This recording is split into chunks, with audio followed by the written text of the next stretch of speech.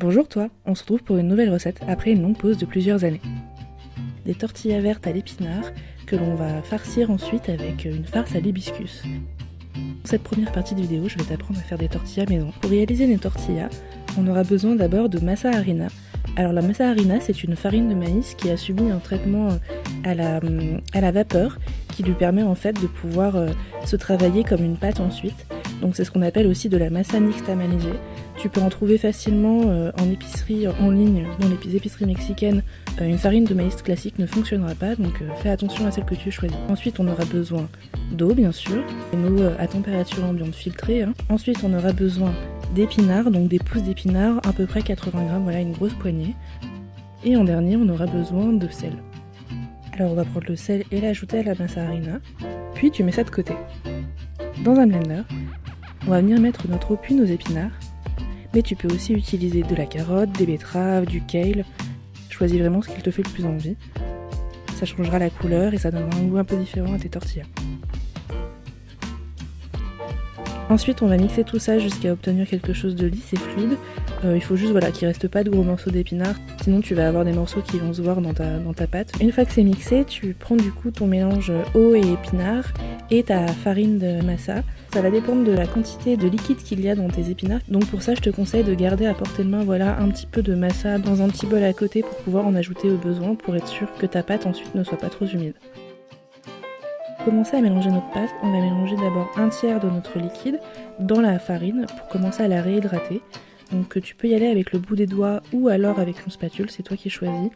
On va d'abord commencer tout doucement à mélanger. Ça va pas s'incorporer dans toute la farine, mais c'est pas grave, on va y aller progressivement. Tu rajoutes ensuite un deuxième tiers de ton liquide, donc tu vas voir que la couleur de la pâte va commencer à prendre une belle couleur verte.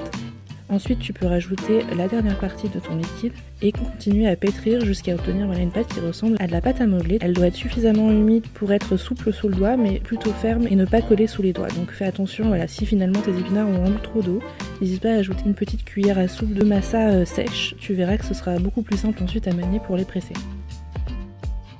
Une fois que la masa est prête, tu formes une boule, tu la poses au fond de ton saladier et tu la recouvres avec un chiffon ou un papier absorbant humide pour qu'elle ne sèche pas. Tu la laisses poser 15 minutes histoire qu'elle se réhydrate complètement et pendant ce temps-là, tu prépares le reste de tes éléments pour pouvoir presser ensuite les tortillas. Pour ça, on aura besoin d'une presse à tortillas. Alors si tu n'en as pas plein d'inquiétude, on peut utiliser une casserole ou même une planche à découper. Et tu auras aussi besoin de papier ou ciré comme ceux que j'ai là. Ou alors tu peux utiliser un sac de congélation que tu découpes en 2 rectangles pour pouvoir presser ta masa entre chaque papier. Tu vas avoir besoin d'une balance. Alors cette balance, elle va nous servir finalement à peser nos boules de masa pour former nos tortillas. On va faire des boules d'environ 35 à 40 grammes. Moi je reste sur 40 grammes parce que j'aime bien que mes tortillas soient un peu plus grandes. Et si tu veux faire des petits tacos, pas trop larges, je te conseille de rester sur 35 grammes. Donc tu vas former une par une toutes tes boules. Tu les couvres de ton chiffon pour les garder humides et qu'elles ne sèchent pas. Et on va commencer tranquillement à presser nos tortillas.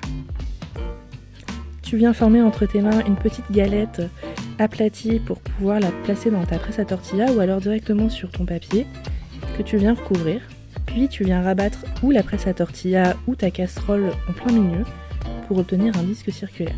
Je te conseille de presser tes tortillas plusieurs fois. Tu commences d'abord sur une face, puis tu la retournes dans ta presse ou en dessous de ta planche à découper. Une fois que c'est fait, tu décolles le premier papier délicatement, puis dans la paume de ta main, tu viens décoller le deuxième. Alors on passe directement à la phase de cuisson. Pour cela, tu déposes dans une poêle chauffée à feu moyen fort ta tortilla. Pendant 20-25 secondes, tu la laisses cuire, elle va changer de couleur sur les bords, puis tu la retournes, d'abord sur une autre face, tu la laisses cuire encore 20-25 secondes, puis une dernière face et c'est à ce moment-là qu'elle va gonfler.